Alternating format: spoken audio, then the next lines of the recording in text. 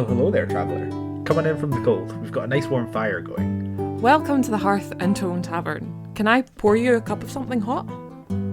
We've also got some wonderful books here if you're interested.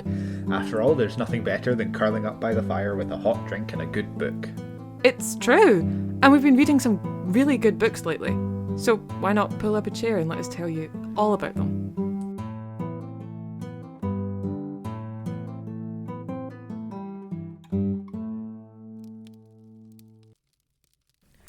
Hello and welcome to the Hearth and Tome podcast, a monthly book club hosted by me, Eve Handyside. I use any pronouns. And me, Phoenix Arden. I use they, them pronouns.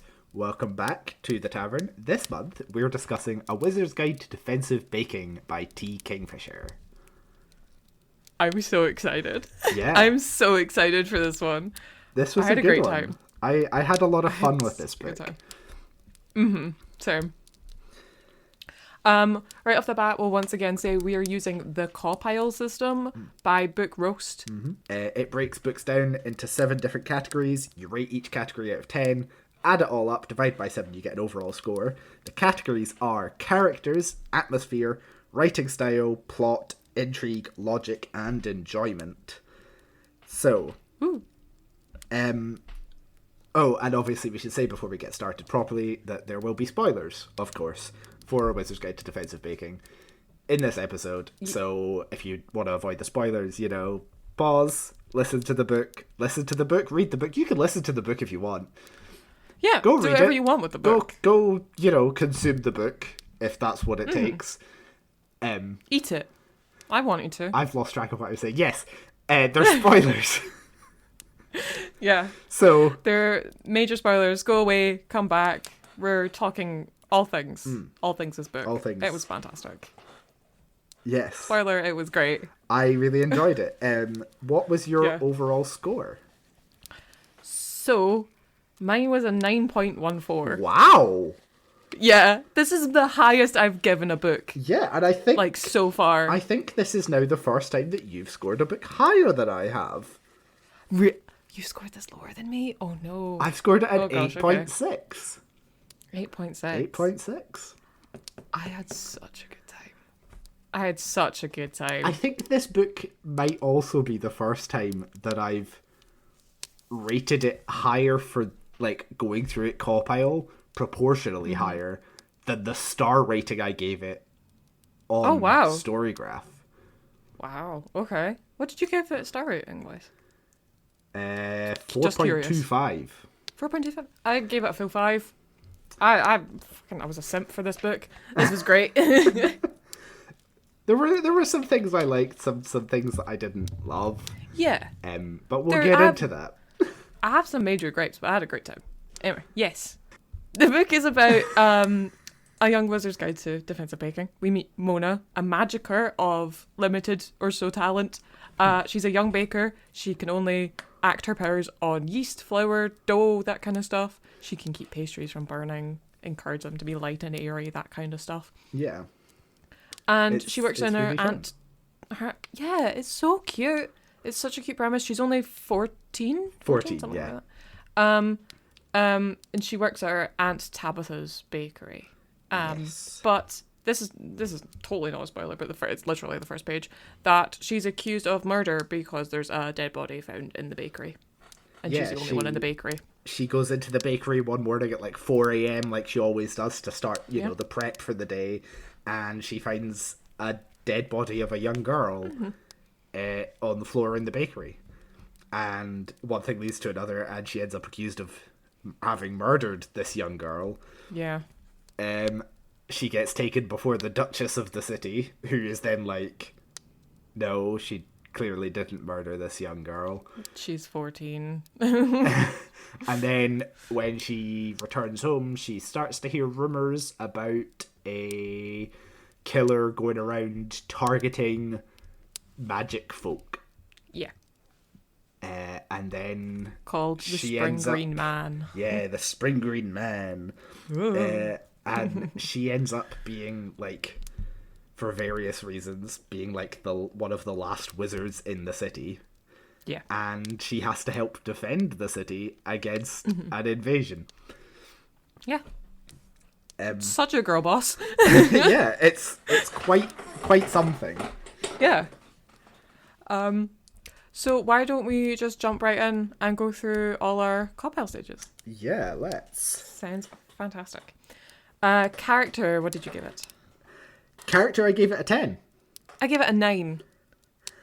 I had no notes on the characters. I think they Really? were all fantastic. I really enjoyed all of them. I really liked them too. That's all I have to say, really. That's it? Oh wow, okay. Damn, I've got notes. Okay. Okay. I really, really loved the characters in this book, mainly because of like Mona's reluctant hero kind of thing. Mm-hmm. She makes multiple snappy remarks at both like the Duchess and like I can't remember, is it Joshua who is like the head guard or something? Is it Joshua? Yeah, or... I think it's Lord Guard like Joshua, that. Yes. She makes snappy remarks of like, I don't want to do this, but you're making me do this. Because she's 14, and that is like the chosen one not wanting to be the chosen one, and I love that. Mm-hmm. That's good. That's great to see. I loved, is it Mag? The nag, almost there. The disgruntled like ride the horse person who literally can resurrect dead horses. Knackering Molly, she's called. Knackering Molly. Knackering Molly is another one of the magic folk. She's another wizard, and her specific type of magic is that she can command dead horses. Best character. So she's called Knackering Molly because people hire her to take their dead horses to the knackers, who are people who, deal with dead horses. Mm-hmm. And her powers are so cool. She has a dead horse that she rides around on called Nag. Who's literally bones with bits of flesh hanging off of him. Like, that's so gory, and I loved him. I thought he didn't have any flesh left. I thought he just was there no like flesh bones. left? I'm pretty sure he's bones, and then she's covered him in like hay and stuff to make him like bulk out. And bits of like bits of fabric sheet and to stuff, make him. Yeah, all I know is they smell, and that's so funny. I loved them so much. I cried at the end when they died. That was heart wrenching. Absolutely. Because like for 90% of this book, they're not in it, and I loved them so much. Knackering Molly turns up every now and again, and you get little bits of her personality and bits of her character, and then at the end during this battle, Mona is like almost out of magic, and Knackering Molly saves the day by charging like all of the dead horses in the city at the invading army, which kills a lot of them and freaks out the ones who do survive. And the sheer amount of magic that she used kills her. It's very beautiful and very sad. I was so devastated. I did a cute this is like for the Instagram. I did a cute little like video of me reading the thing. I had to cut out because I started crying on camera. So I have visual footage of me weeping over this scene, which is great. I think no, I loved her so much. And she has a really interesting arc as well, because it's mentioned at one point that she had served in the army at one point. Yeah. And because like in this world, the very higher up kind of like the magical people who the government deem as like the most like cool magic, or like not cool powerful magic, but you know what I mean, like powerful magic, they get like inscripted into the army. And she didn't want to, but she was made to go anyway. So and her whole arc with that is it was devastating. And she talks a lot about how she doesn't trust like the government and stuff. So for her to be the one who gives up her life to save the city is a very powerful moment. It was so beautiful. I did have like some qualms with characters. I think there was a typo where the uncle is called, I don't know if this is just in my copy or something, but the uncle is called the wrong name. Oh. And I can't remember where I found it. It was called like Ethan at one point. Interesting. Or E something. I was like, who is this man? And it was just after we'd also just discussed his trauma of also being in the army, which also had me crying. And then I was just like, who's Ethan? who is this man? But no, that's fair enough. This is self-published, so things will slip through. But it was a little bit funny. But I also really wanted to see more of Bob. Where like, I noted every time Bob was in the book, and like, yeah, he was really prevalent at the end. Big magic battle, he was used as a slingshot down onto the people trying to climb over the walls. For context, to like burn Bob them. is a sourdough starter that Mona accidentally brought to life a long time ago. And he's now somewhat sentient, basically, and when he is angry, he's sort of like acidic and can like burn through stuff. And so Mona has the idea to put a bunch of little bits of Bob in jars and fire them at the invading army and just so unleash funny. him upon them, which is very funny. Well, no wonder he's acidic. They've been feeding him fish.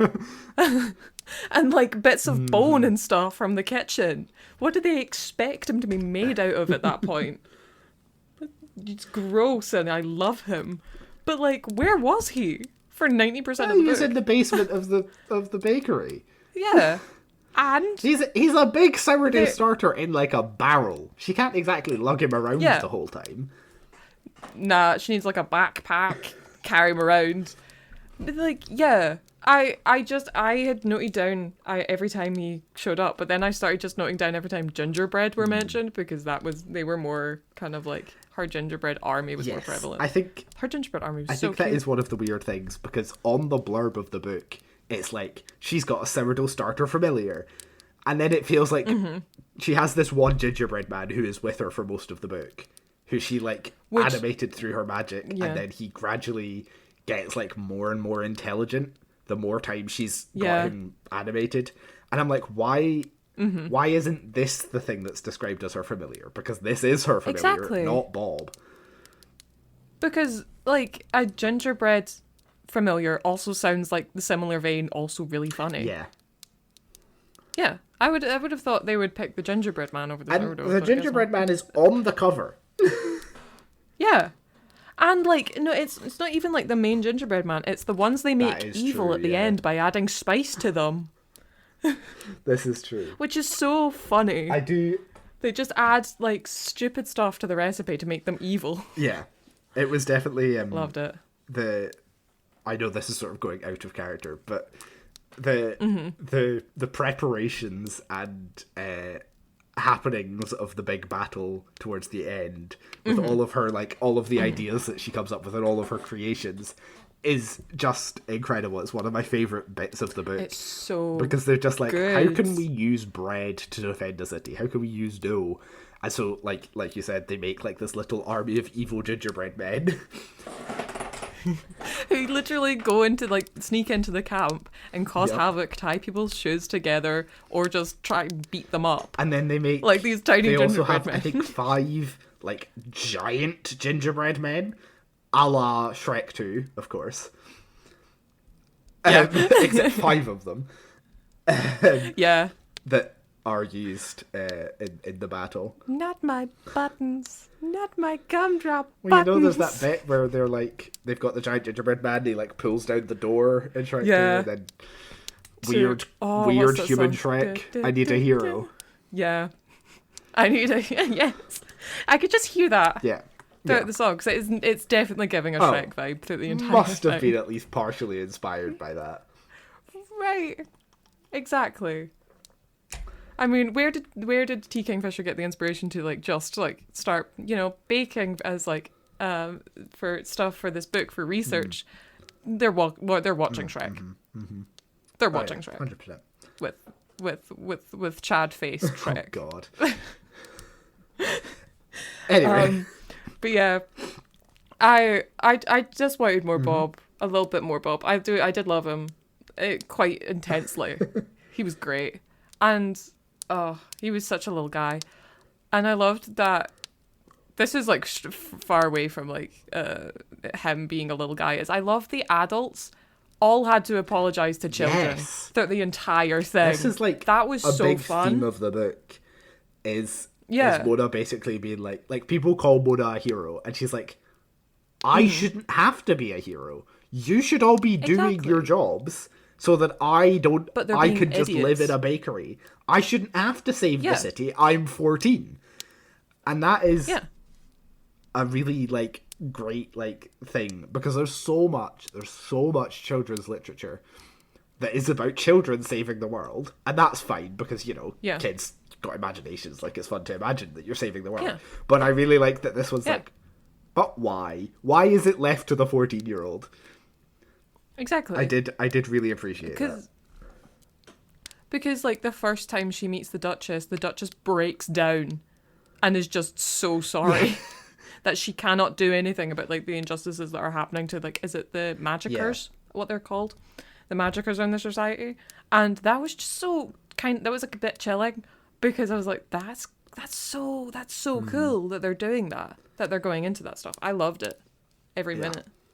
That they just really couldn't fix the mistakes. And only Mona could with their little men. I found the note. The Uncle Albert is called Earl. Oh, briefly. interesting. That's it. I can't remember what page it is, but he's called Earl. Weird. Yeah. Okay. I know. Nope. Atmosphere. I 10. Oh, I gave this one a 9, so we've swapped. Oh, we swapped. Oh, I loved this book. I felt I was in it. The use of baking was so fun. There is a few mistakes about how things are made, but you know what? I didn't care. Yeah, I didn't care the one bit. vibes are really It was so good. fun. The atmosphere is really well done. I think the reason I took a point off is because there were some points in the book where like other areas of the world were like talked about, but it was, I feel like there's references to this being like just one city in a much bigger world. Yeah. But I don't feel like the rest of the world is described in a way that like gives it any real context. I feel like it's talked about and just sort of thrown at you like place names and stuff, without giving you very much actual context about like where those places are in relation to the city or like what's going on in the world. It was just a bit. It felt like she was trying to do like big fantasy novel world building, but in this book. And I love this book. It's not a big fantasy novel, right? Like that's not what it is. No. But it felt like T Kingfisher was trying to give it like the sort of world building that a big fantasy novel would have, where you're expecting like a big world with lots of places. Yeah. And I feel like really you could have cut out a lot of the references to the outside world and just had it entirely about the city and this like invading force, and it would have made more sense. Because there was like stuff they could have like investigated inside the city, like where Knackering Molly's from. They don't really go there an awful lot, even though she does hide out in there for quite a bit of the book. She doesn't leave. Is it a clock? No, it's the monastery. Yeah, or she something, a church. stays in a church tower because she goes into hiding. Yeah. Because the bad guy, Inquisitor Oberon, who is the one who accused her of murdering this other young girl, he has like instituted all these laws about how like magicers should register and all this stuff, and puts up all these wanted posters for her, like saying that she was, a murderer and a traitor and all this shit. So she goes into hiding in a church tower for most of the book, or for a good chunk of the book anyway. I quite like that. to be Yeah. honest. I usually don't like it when they're in hiding and nothing happens. I actually really liked what she was thinking. I think it was a really good thing because it gives her time to develop her magic and to like experiment with her magic, and it gives her time to be like thinking, and eventually she just hits this point where she's like, I have to do something. I'm gonna go find the Duchess and tell her what's going on, and then she does, and the Duchess of course breaks down and all that, like we've talked about. Yeah. And like, I just loved. I did have a qualm with some of like the areas and stuff, because like how the hell did they get away from like guards down this like sewer system? But because that's gross as hell. But I generally really liked it, and I love it when people go to monasteries or there's like religious settings in books that it's not religious heavy, and it's so fun to just be in that kind of like area. And like, it wasn't the priest blind or something. Yeah, there's like really two priests in this church, one of whom has allowed her to stay there, and the other one isn't supposed to know that she's there. And as she's sneaking out, he like talks to her, and it's revealed that he is blind and deaf. Oh, brilliant. So he couldn't have really known she was there, but he kind of did, which is fun. Yeah. Oh, quickly before we do,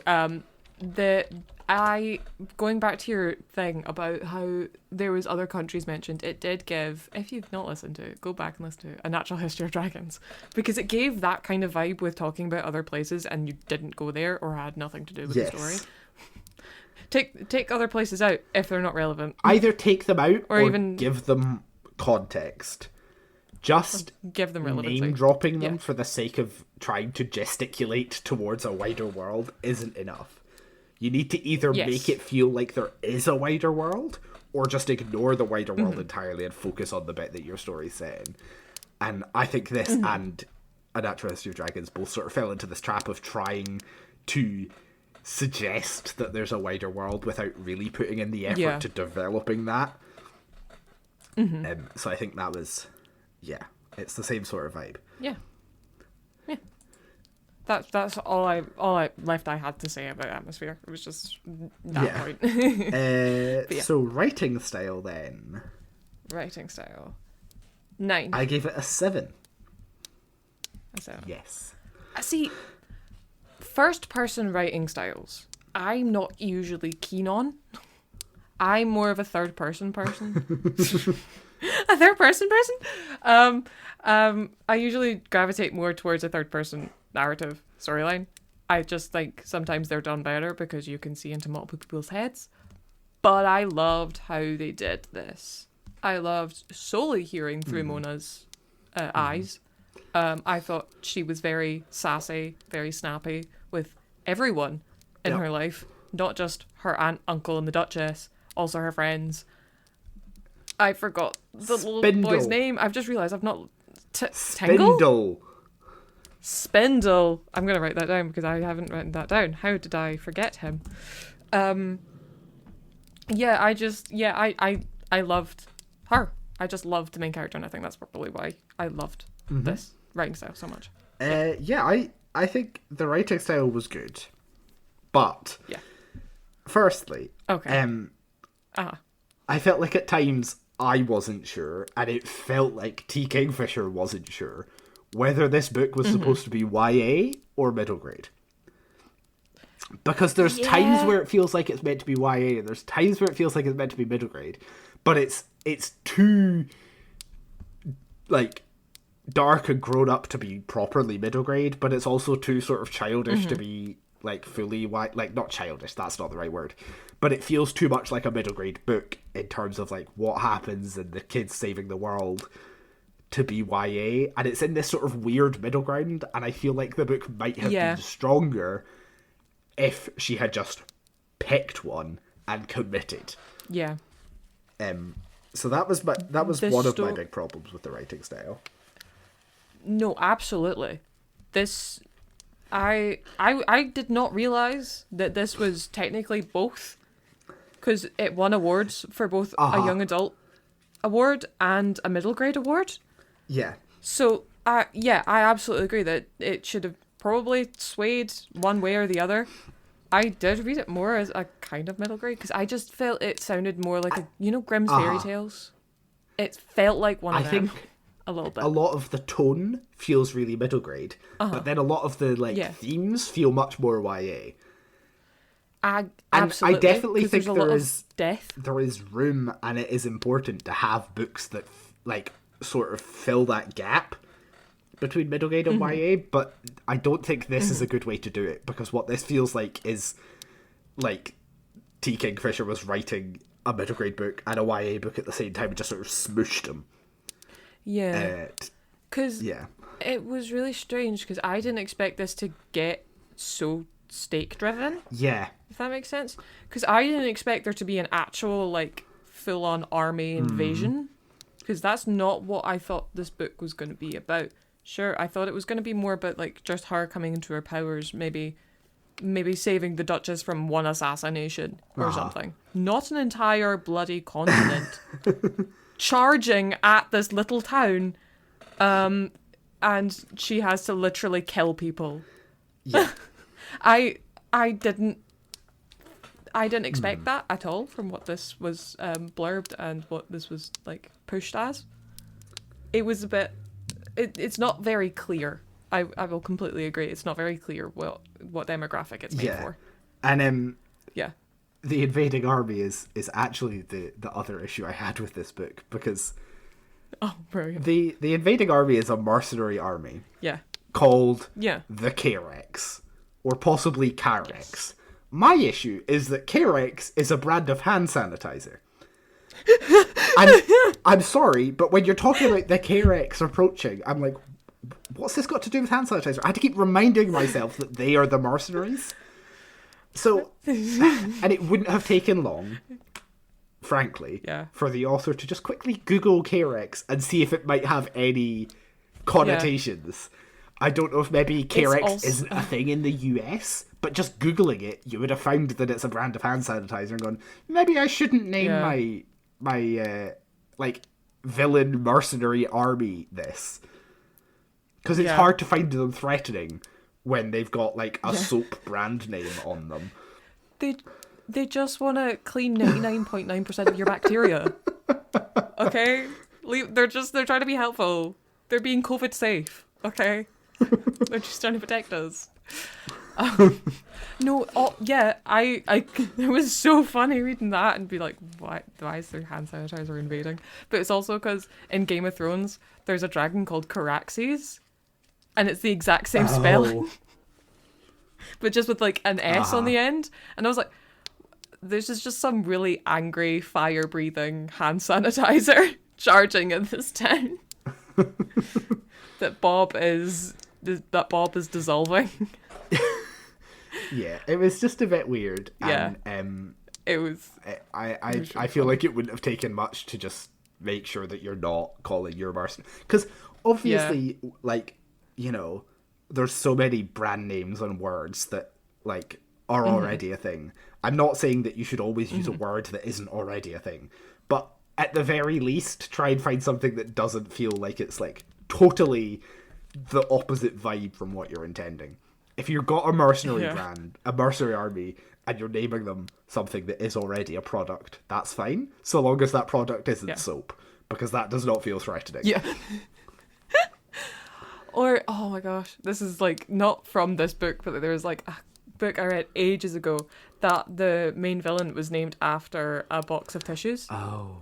I was just like, he's just snotty, he just wants a tissue, guys. No, yeah, I just it was so funny. Take 5 minutes, do your research, people. That's all I ask, because it really pulled me out of the book a lot. That kind of brings us swiftly onto the plot. Yeah. I think. Which I also gave a 9. I gave it an 8 for this one. Oh, perfect. I loved the plot. I had a great time. We've said our qualms with the epic battle and the townspeople and all that jazz and the invaders of, you know, sanitation. I genuinely loved it. Yeah, I think the plot was strong. I particularly liked the role of the Duchess in the plot.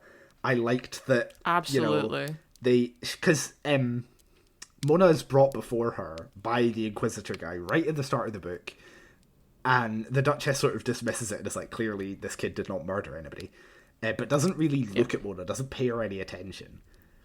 And then later in the book, after Mona's been stewing in a tower for a little while, she and Spindle climb up the Duchess's toilet to tell her what's going on. And I really liked the Duchess's arc from that point, where she absolutely turns from this, like, oh, I've not been doing enough, and she takes command. And then in the final battle, Absolutely. she's there. She's not, like, staying in the castle, like, commanding from afar. Her and fucking Aunt Tabitha put on armor and are like, come on then, guys, let's get to it. And I really think that the Duchess's role of properly, like, she admits her responsibility, she admits her failings, and she takes leadership. Like, she changes and she takes command and she's like, okay, I have been failing, but this is my opportunity to do better. And she does. And I think that was really good. She does. And she kicks ass. And I pulled a quote just for the Duchess, because she battles at some point. She actually goes in and fights people, and she does what is called the battle can, where she just starts can dancing and kicking people. And it was my favourite thing she's ever done. I literally actually wrote in the book and just wrote iconic next to her, because that was just so funny. Yep. And she really did pick up, because she went from this horrible kind of like, well, not horrible, but mysterious kind of like offhandish kind of like brush things off kind of distant, monarch, not paying attention sort of figure. Yeah. To like iconic bitch. Yeah. Yeah, she kills it, and I love her. Oh my gosh. But I did have a little bit of an issue.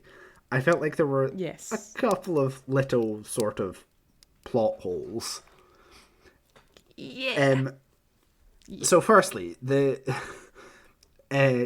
not long after Mona first gets like released from being accused of murder, the army of wizards, like led by the most powerful wizard, Lord Ethan, I think his name is.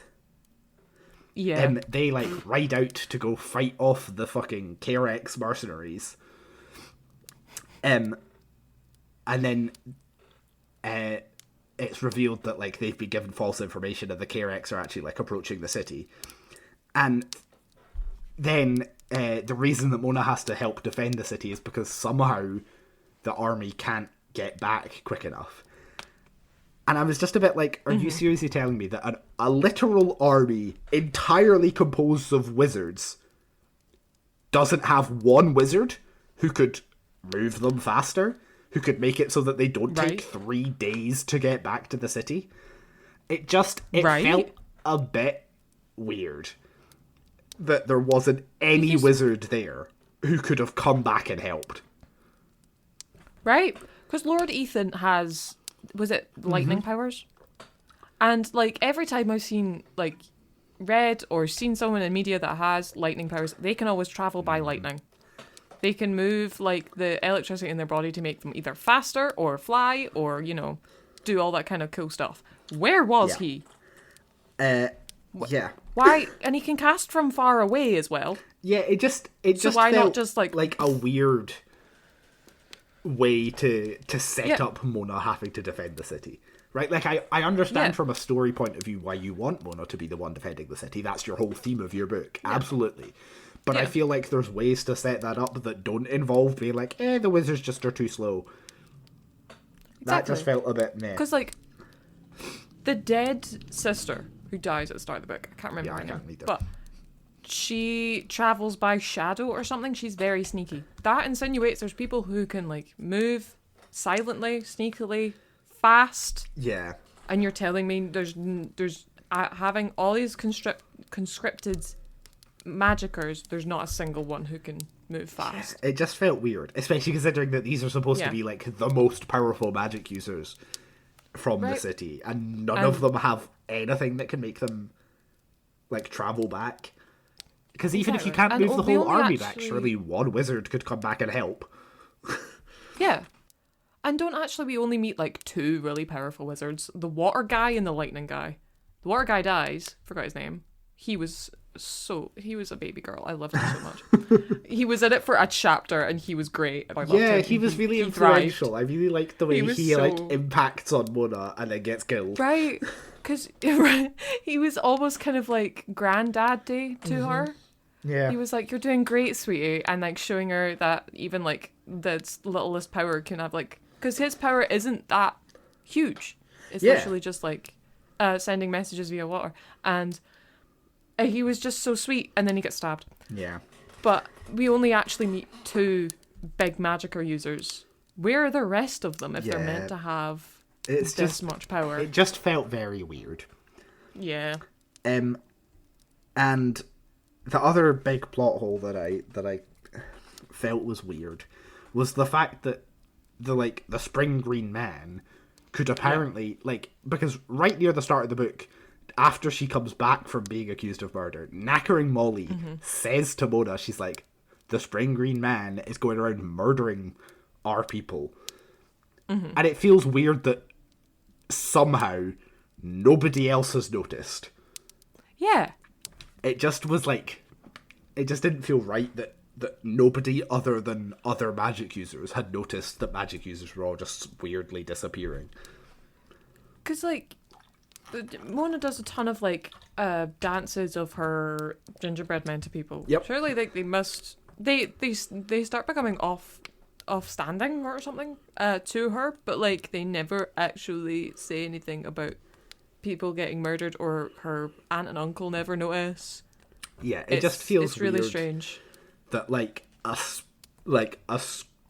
murder fucking spree somehow isn't noticed in a city. Just it felt like a weird little plot hole. Yeah. But I think that most of the plot was strong. Yes, it really was. I had a great time. I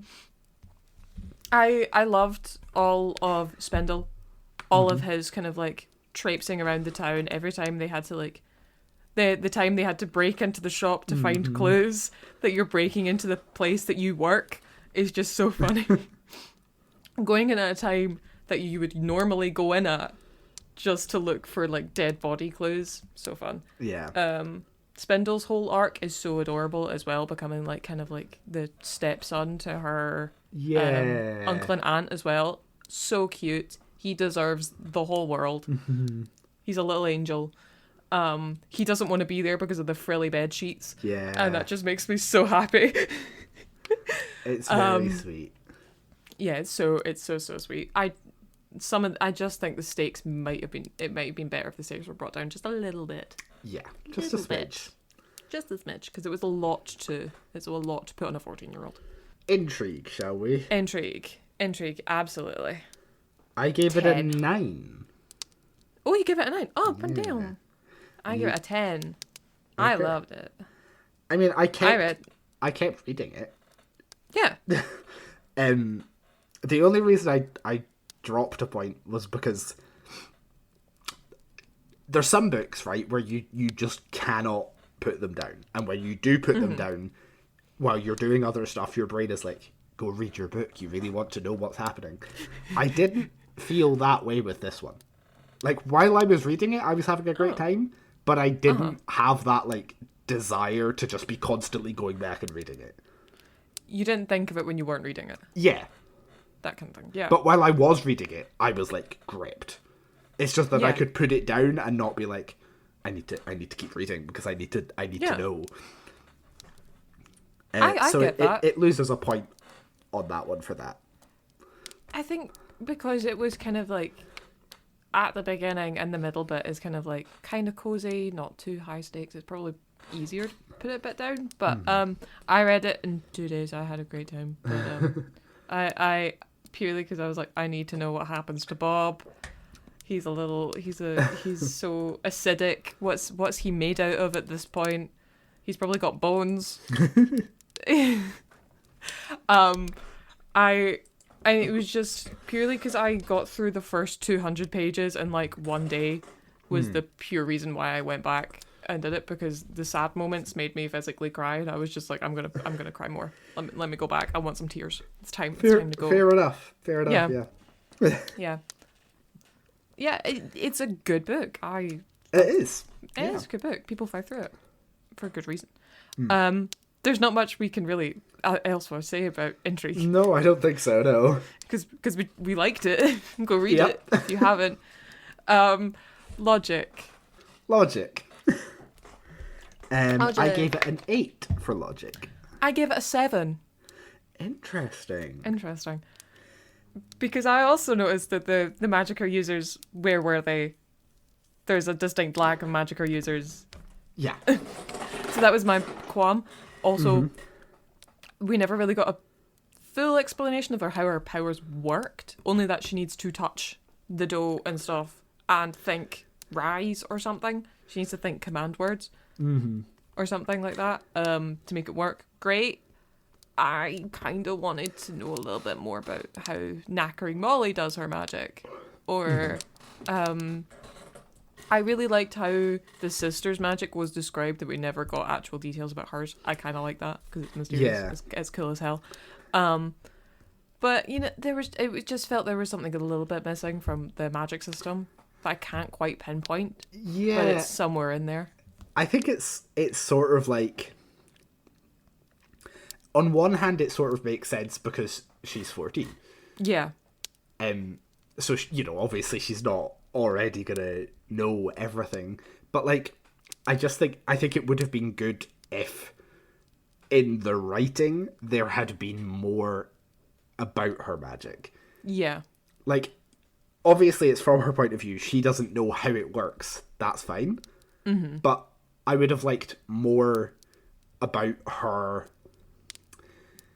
Just more about her magic. Like, more about, not necessarily like physically how it works, but about like what it's like for her doing the magic. What does it feel like? Like, she during the big battle, she's very drained, and I think someone holds her up because she collapses or something. More of kind of like how that feels day to day, especially having a familiar walk around with you, how it feels to have a familiar. Can you sense them?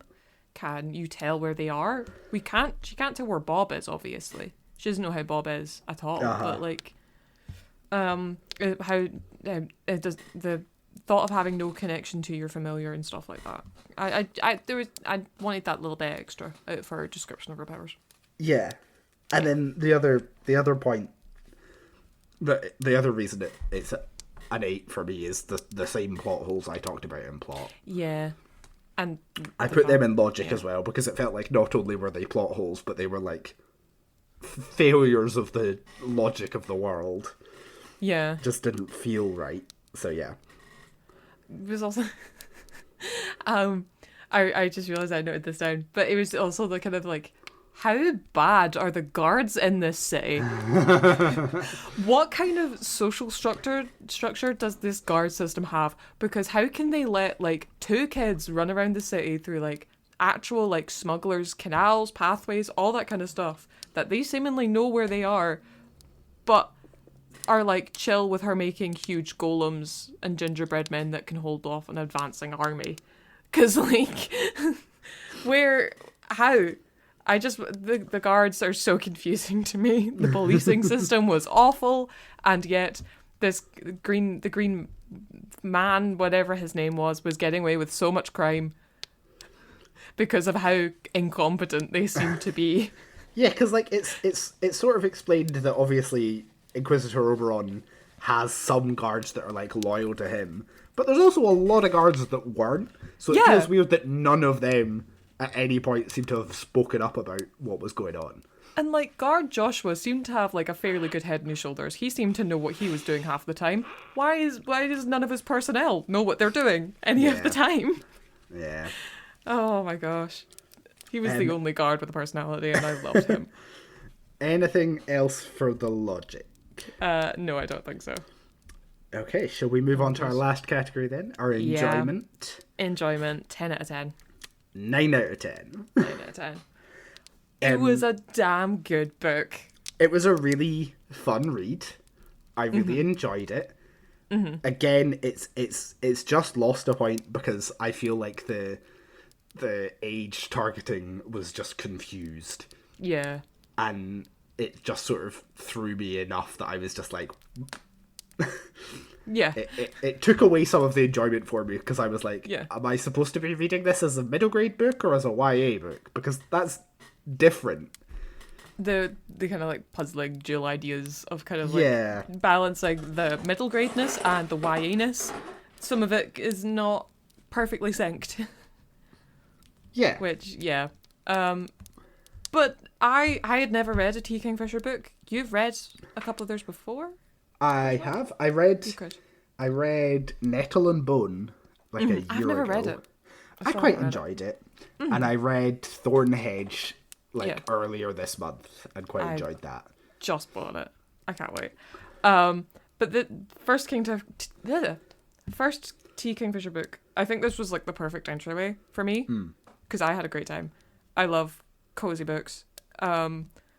It's probably going to be in my top 10 of the year. I won't lie. Interesting. I really, really love this. And probably also a defining factor of that I am now currently reading 3 T Kingfisher books, and I finished one yesterday. So that probably adds to how much I probably love them now. Yeah, So, I would say so. probably. That's probably why it's so high, is because I'm just like riding high on T Kingfisher train at the moment. So, does that mean this is your highest book so far? Yeah. Interesting. It's I don't want to give spoilers, but it might be highest overall. Interesting. Out of all the book club books this year. I know. Curious. I know. For me, it was tied with not A Natural History of Dragons, with Camp Damascus. Oh, is it? In third. Damn, okay. I need to go back and actually like see where I rated everything on a scale. I'll make one. Anyway, shall we quickly go through some recommendations? Absolutely. I have 1, 2, 3, 4, 5. I have 6, but I probably won't say 6. I've How got many do you have? 7. Oh, perfect. But one of those is just other T Kingfisher books. Oh, one of them's another T Kingfisher book for me. Oh, I've literally just written anything by T Kingfisher, so That's the perfect then. Anything by T Kingfisher, read them. They're great. yeah, she's good as T Kingfisher. The one I literally finished yesterday was Illuminations. Oh yeah, yeah. Which T Kingfisher's great with kind of like side companions who are sentient, much with like Bob and the Gingerbread Man. And in that, there's a talking crow, and I love crows. I adore crows. If you couldn't tell. And that book is also a 5 stars for me. It was absolutely fantastic. I read it over audiobook over 2 weeks. It's so fun how they do painting. I should actually probably say the plot of the book. It's I can't remember her name. Rosa. That's her name. Oh my gosh. Rosa is from a family of illuminators who paint paintings onto things to give them magical properties, like keeping mice away from things or clearing up the city's water. And she's 12, I think, maybe a bit older. And she's practicing and her illumination making. She's not been able to make one yet, and she opens a box of something she shouldn't. And I won't say much else because mayhem ensues, and it's so good. It's so good, and the audiobook is fantastic. I have got it to listen to. There's cacaws in it. Point. They Incredible. say cacaw a lot, and I cacaw That's at you all the fantastic. time. You do cacaw quite a lot, especially during D&D. You can't blame me. My character's a crow, literally. Anyway, yes. Yeah. What else have I put here? I guess I could combine some of these. So I will say, obviously, Legends and Lattes. Yes, I have that down as well. Bookshops of Bone Dust. Can't Spell Treason Without Tea. Just like the cozy fantasy vibes. Yes, absolutely.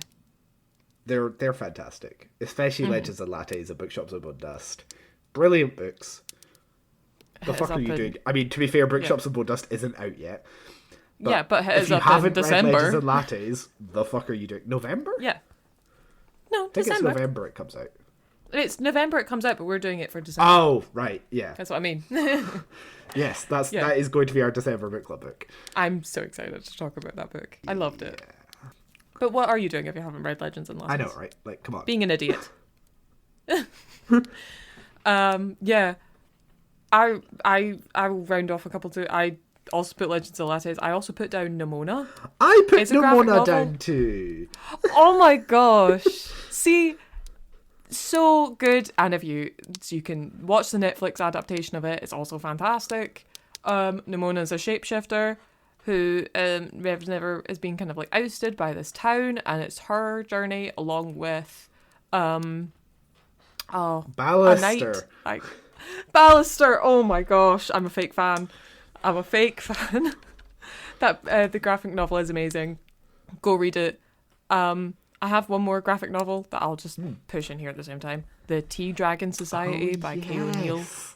Good Cozy shout. fantasticness with tea that literally grows on dragons. It's D&D-esque, which I think is really, really fun. Yeah, they're perfect if you like this kind of book. Yeah.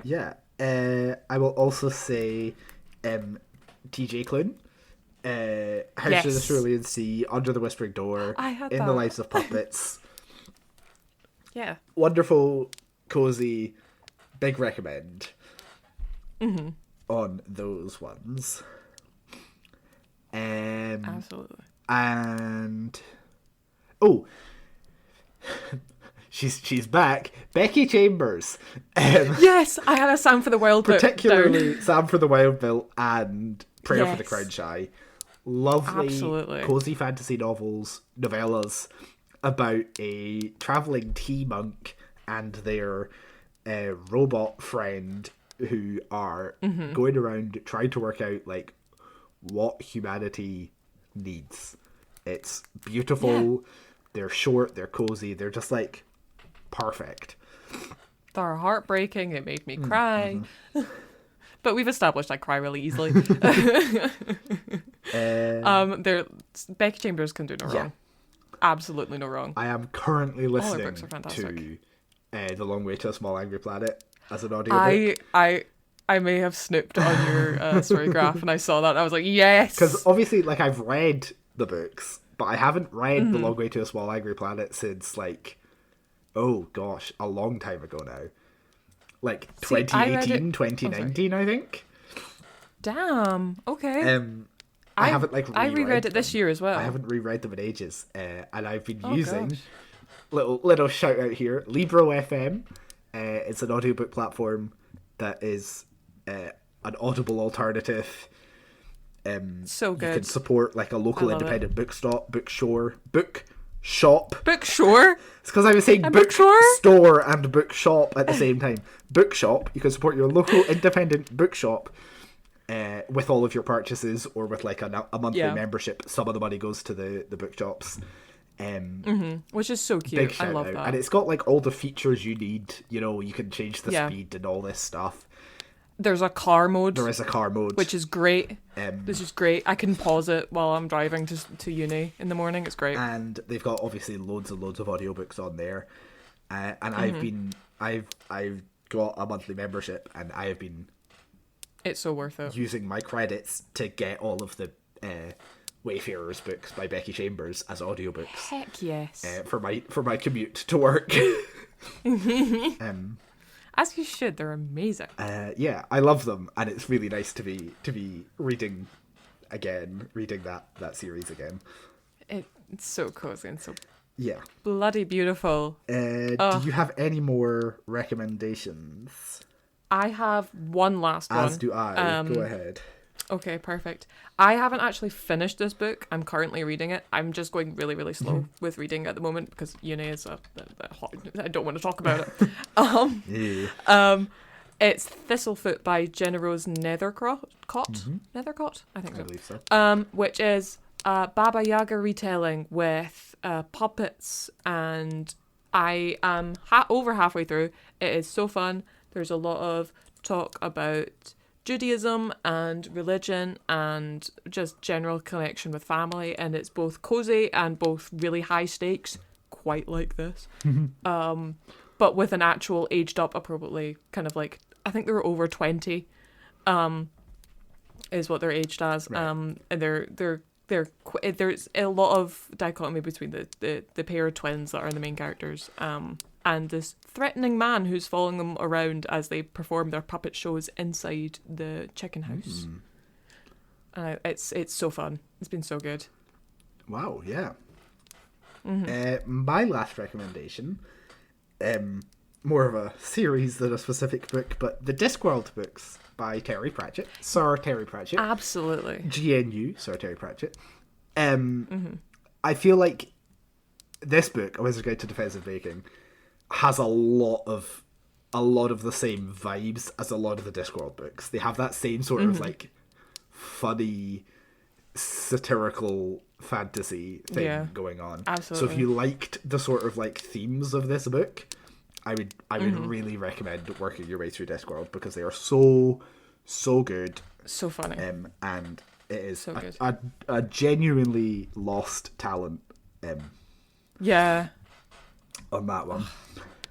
Yeah. And because just for personal reasons, I'm going to jump in and say, have you not started Discworld, or you want something like this to start with Discworld, the Wee Free Men is the start of, is it Tiffany? Tiffany Aching, yes. Yeah.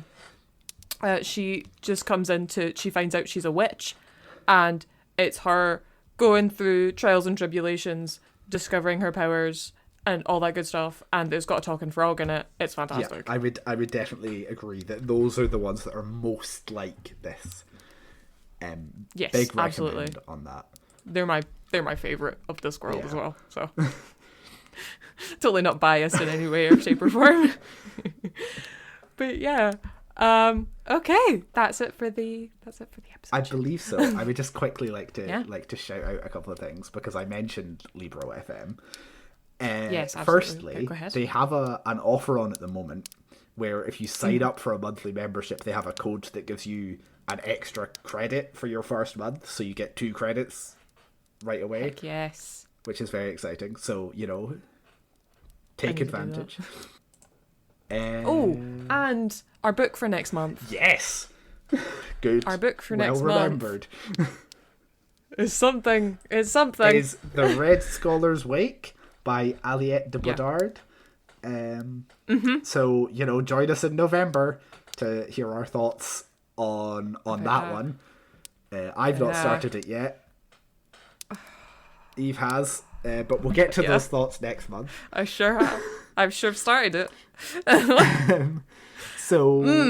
Yeah, I guess that's us. Yeah. Thanks for joining us at the tavern.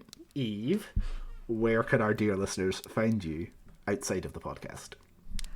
Well, little old me is on Instagram, Twitter, YouTube, all that good stuff. And TikTok. I didn't say TikTok. Under Cozy Crow with an S, not a Z. Phoenix, where can they find you? I am on Twitter, Instagram, and Threads at Beans and Fungi. Super duper simple. And what about the podcast, Eve? Oh, I hate you. Make sure you follow us on our Instagram, Hearth and Tome Pod, Twitter, Hearth and Tome, and TikTok, hearth.and.tome, to get updates about episodes, behind the scenes clips, and all that good stuff.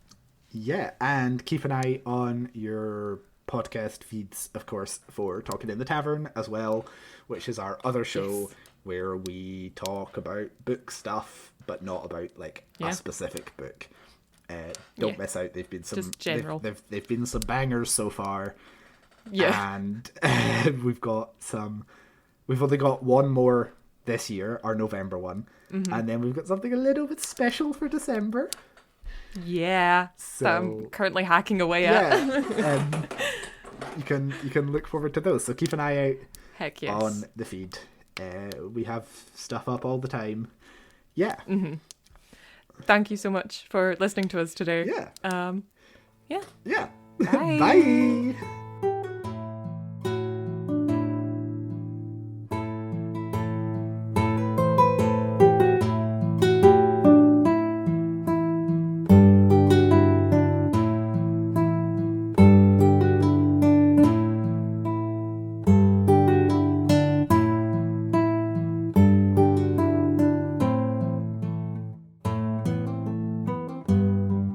Music used within this episode was Midnight Tale by Kevin MacLeod through incompetech.com. Licensed under Creative Commons by Attribution 4.0 license.